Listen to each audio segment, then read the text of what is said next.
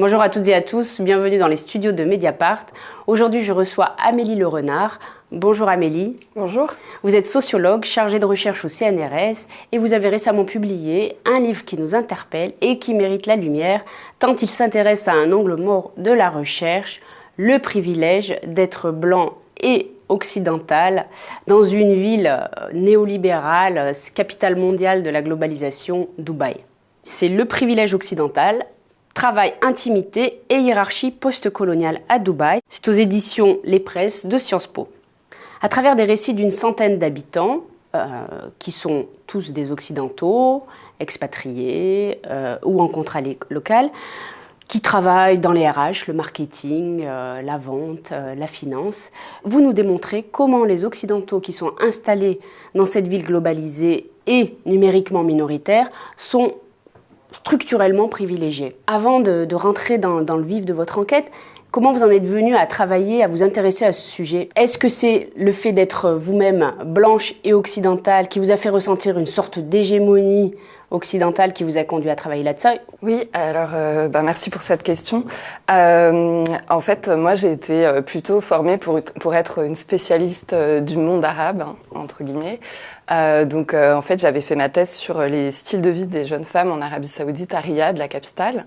Et en fait, c'est en faisant ma thèse que petit à petit, en fait, en étant notamment confrontée à des hommes français qui travaillaient là-bas sous contrat d'expatriation, que j'ai été amenée à m'interroger en fait sur le rôle des Occidentaux dans ces villes et notamment dans les mondes professionnels de ces villes.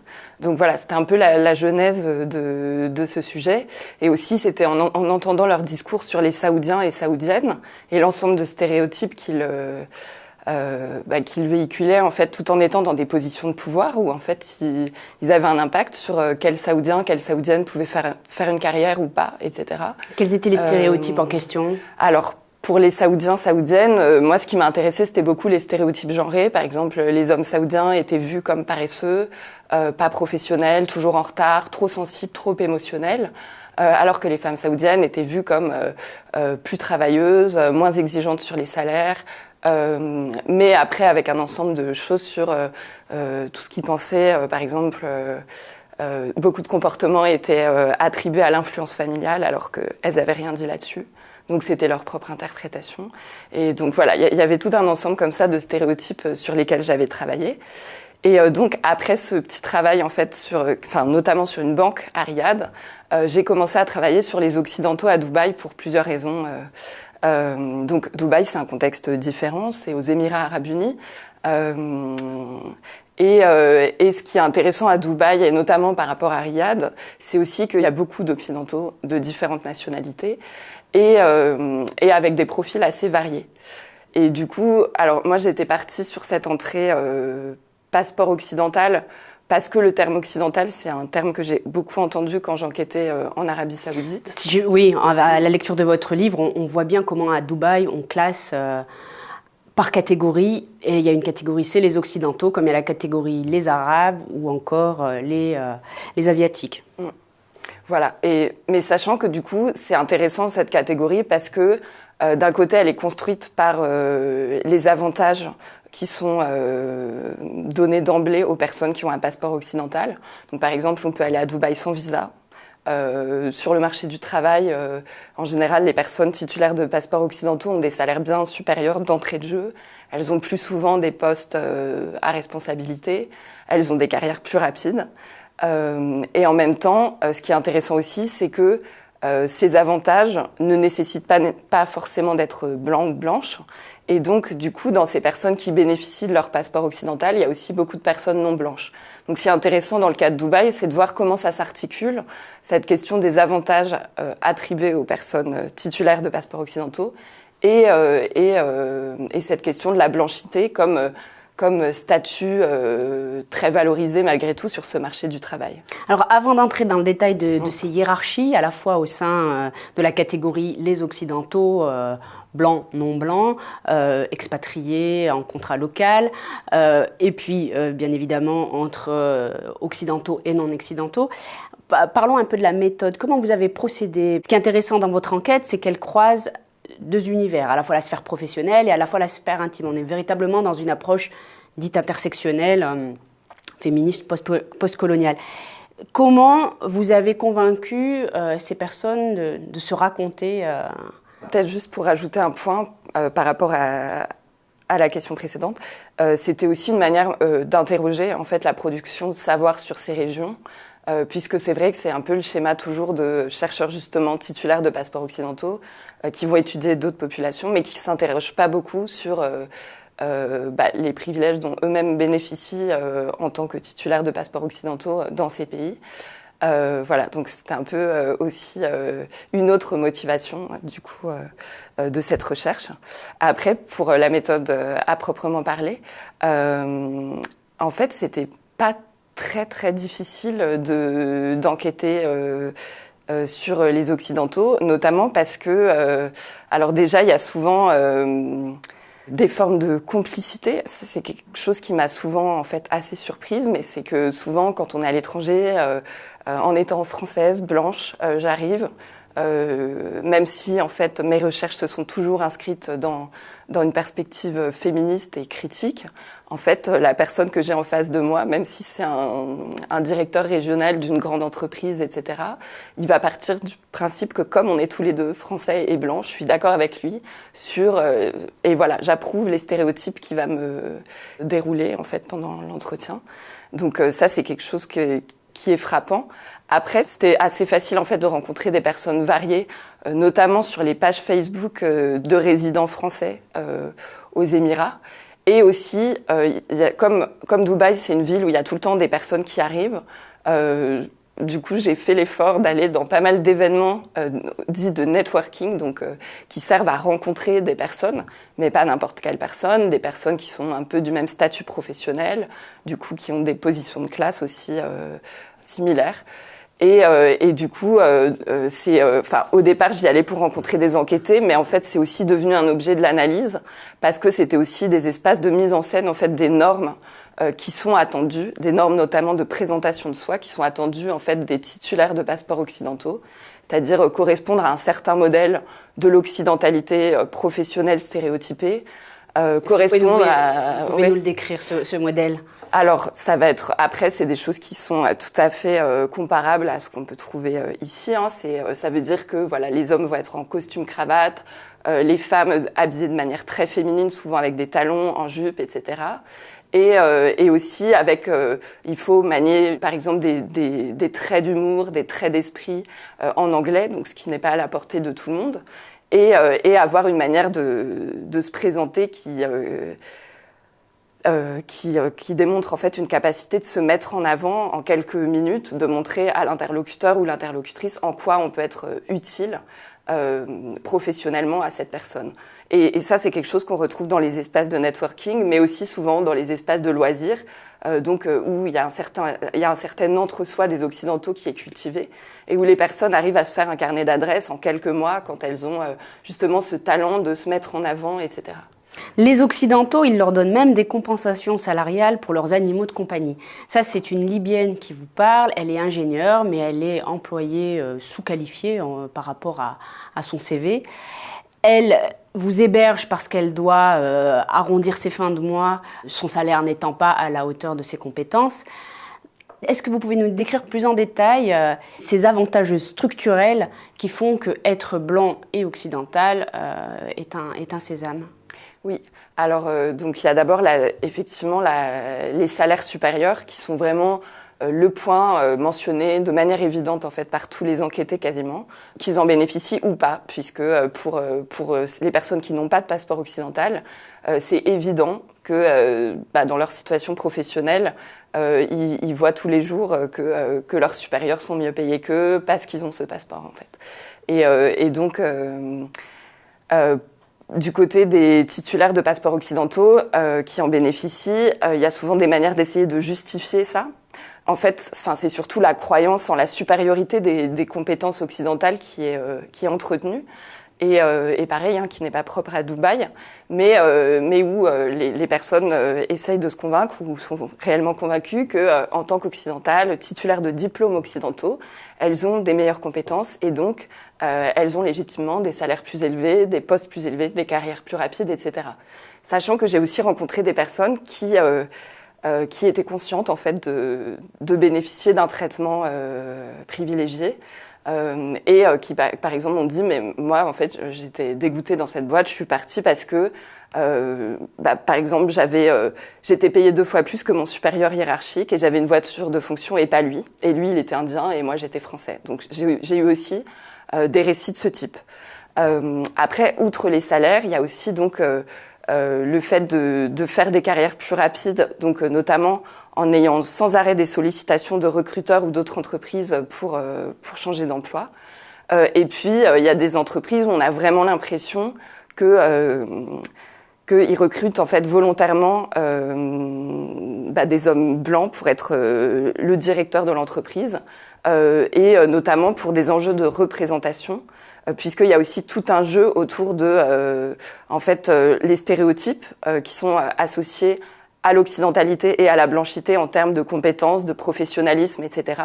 Et on voit bien que certains certains me le disent indirectement, qu'ils sont mis en avant par leur entreprise parce que pour l'image de l'entreprise, c'est important d'avoir soit une personne blanche, soit une personne occidentale qui représente et qui montre que l'entreprise est avancée, organisée, etc. Donc c'est aussi un discours que j'ai rencontré. Qu'est-ce qui se passe pour le titulaire du passeport occidental, mais qui n'est pas blanc, puisque parfois, autant c'est un sésame, mais pas tout le temps. Parfois, la non-blanchité devient un argument pour vous exclure, alors que vous êtes titulaire de ce fameux passeport occidental. Alors, il y a dans les situations professionnelles, la plupart du temps, les personnes que j'ai rencontrées ont l'impression de bénéficier de ce passeport occidental et la plupart, y compris quand elles ne sont pas blanches, se rendent compte qu'elles sont avantagées, donc ce qui est une expérience assez intéressante puisque je pense aux personnes françaises. Souvent, elles ont expérimenté des formes de discrimination avant de venir à Dubaï, enfin certaines d'entre elles en tout cas. Et du coup, en arrivant à Dubaï, elles sont d'autant plus aptes, je pense, à développer une réflexivité sur les avantages dont elles bénéficient. Et d'un autre côté, il y a des personnes qui ont été discriminées en raison de leur appartenance religieuse. Donc, on leur a dit que pour la fonction qu'elles voulaient occuper, on ne pouvait pas accepter leur apparence, leur barbe ou leur voile. Alors, on va y venir. Ouais. Ça, c'est une question que j'avais prévue un petit peu plus tard. Mais je tiens à vous lire quelques passages parce que c'est assez révélateur. Donc là, c'est une jeune femme qui témoigne et qui vous dit « Les recruteurs me disent clairement, par exemple, moi je ne veux pas de femme voilée. Ça ne pose aucun problème de dire ça ici. Il n'y a aucun tabou là-dessus. » Un autre, il m'a dit « La barbe, qu'est-ce que tu en penses ?» J'ai dit « Je ne comprends pas. » Il a poursuivi « Est-ce que tu la portes tout le temps ?» Je lui ai dit « Ben oui. » C'est une question que je ne m'étais jamais posée. Je lui ai dit « Pourquoi ?» Il me dit, voilà, dans le milieu du luxe, ce n'est pas trop des choses qui se font. Il m'a demandé si j'étais religieux. Je ne savais pas trop quoi répondre. Je lui ai dit un peu des deux, c'est fashion, parce que c'est une belle barbe, c'est taillé en général, c'est propre. Il me dit, ah, j'ai peur aussi que pendant le ramadan, vous laissiez pousser une grosse barbe. Je lui dis non, mais si vous voulez, je vais chez le barbier tous les jours. Et au final, on en a parlé pendant 5 minutes. Je lui ai dit, on en rediscutera. Et finalement, ils n'ont jamais donné suite. On est à Dubaï, dans un pays où il y a une religion dominante qui est l'islam. On est donc, c'est un pays dit musulman. Qu'est-ce que nous disent ces témoignages sur cette pression normative de l'occidentalité ?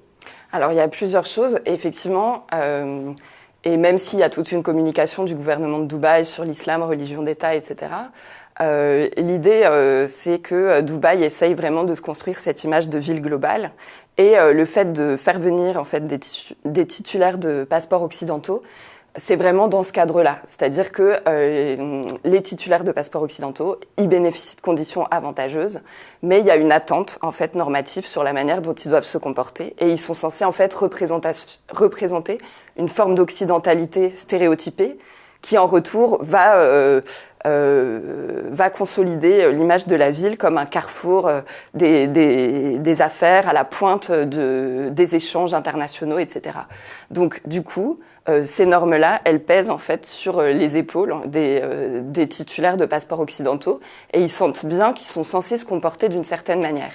Après, ces discriminations, Elles sont aussi possibles parce qu'il y a un droit du travail qui protège assez mal en fait les travailleurs immigrés, hein, puisque c'est des travailleurs immigrés en fait, même s'ils sont structurellement avantagés.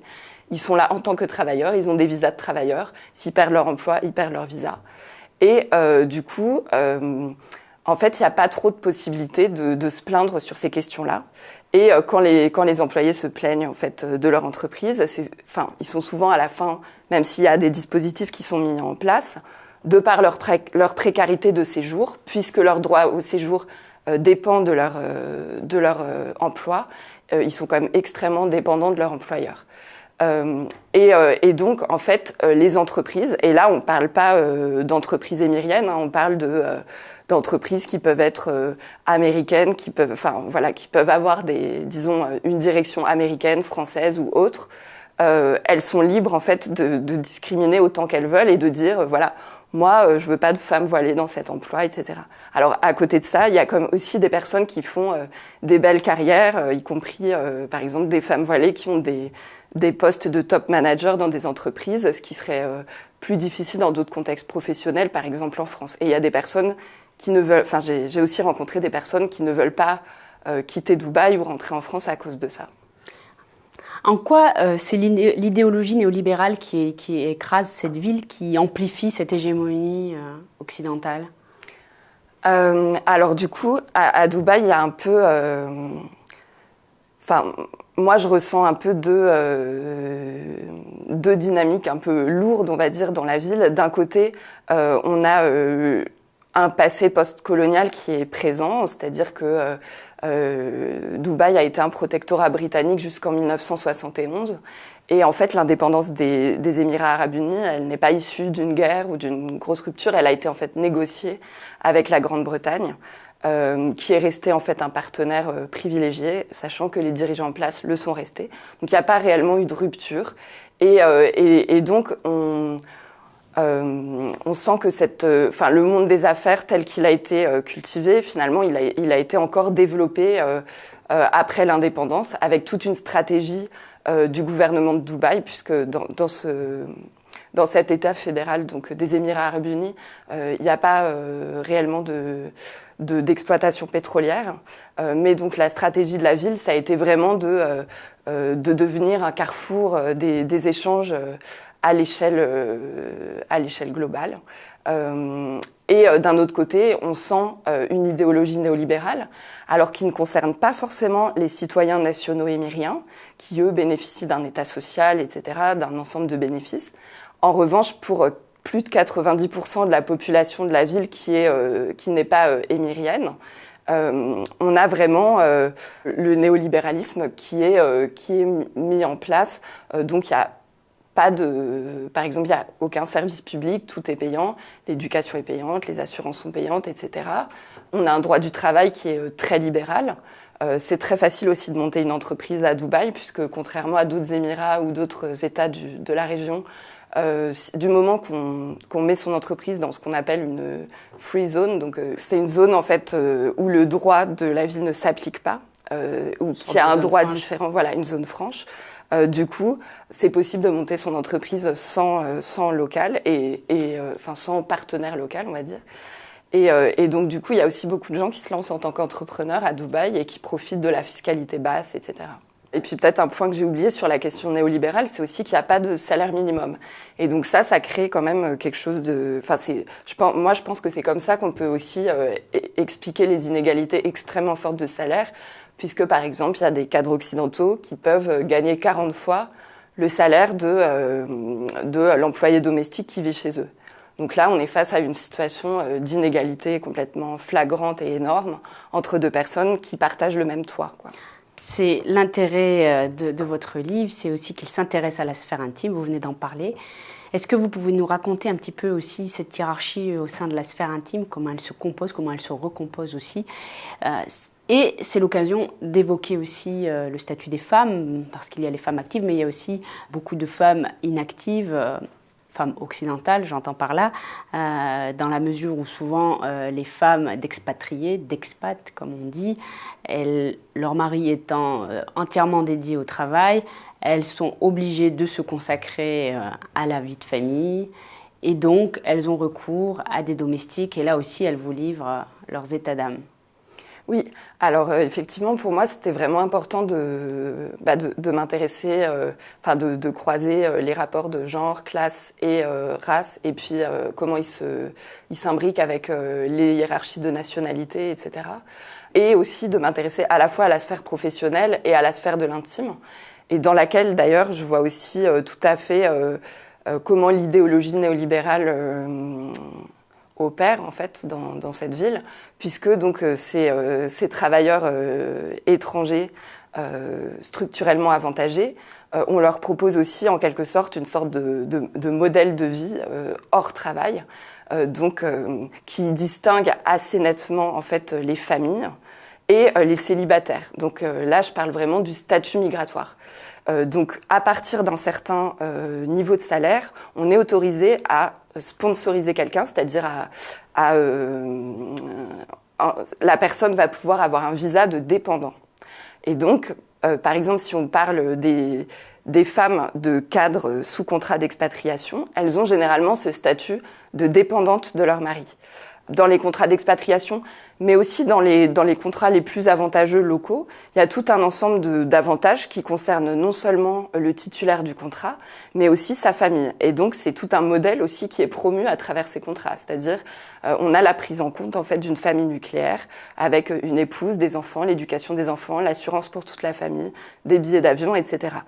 Et donc, c'est intéressant de voir comment les gens se conforment ou pas à ce modèle-là, et ce qu'en font notamment les femmes concernées, puisque c'est un statut qui est à la fois avantageux sur le plan du mode de vie, et en même temps relativement méprisé socialement parmi la communauté des Français, par exemple, parce qu'elles sont vues comme des femmes inactives, etc. Or, on est dans une ville néolibérale où le travail est central dans la vie des gens, la carrière professionnelle est centrale, etc. C'est ça qui fait qu'on a envie d'aller parler à quelqu'un, c'est le fait que ce soit peut-être avantageux dans le futur pour soi professionnellement. Donc du coup, les femmes qui sont alors soit inactives, soit qui ont une activité qu'elles ne mettent pas au centre de leur vie, c'est des personnes qui sont, qui ont, disons, plus de difficultés à être attractives socialement à Dubaï. Et puis d'un autre côté, on a donc les personnes qui viennent en célibataire, qui souvent sont plutôt embauchées sur des contrats locaux après avoir fait une recherche d'emploi local, et pour lesquelles la ville propose tout un mode de vie également centré sur les loisirs et les sorties, donc avec notamment des bars et des boîtes dans des hôtels, ou encore les brunchs du dimanche, donc qui sont un peu une institution dans le Golfe, où c'est nourriture et alcool à volonté dans les grands hôtels. Et du coup, c'est un mode de vie. Moi, ce qui m'a intéressée, c'est comment en fait les personnes se conforment à ce mode de vie, même quand finalement elles en ont pas vraiment les moyens, parce que c'est malgré tout c'est très onéreux. Mais souvent, elles me disent « Ah, mais moi, ce que j'adore à Dubaï, c'est que voilà, je peux bénéficier de loisirs de luxe, alors qu'en France, je l'aurais jamais fait. » Et en fait, c'est comme une sorte de... Enfin, c'est vraiment des normes sociales au sein du groupe des Occidentaux qui font que, ils vont tous habiter dans les quartiers pour Occidentaux, qui sont des quartiers chers, mais ils vont s'endetter, quitte à s'endetter, ils vont forcément habiter là. Ils vont pas avoir l'idée d'aller habiter dans des quartiers vus comme des quartiers pour Indiens ou quoi. Ils vont aller faire du yacht le week-end, ils vont sortir dans des hôtels de luxe, etc. Et ils vont vraiment, en général, se prendre au jeu de ce mode de vie Dubaï. Bon, finalement, le privilège occidental, travail, intimité, hiérarchie postcoloniale, on aurait pu mettre à Dubaï, mais aussi ailleurs dans le monde.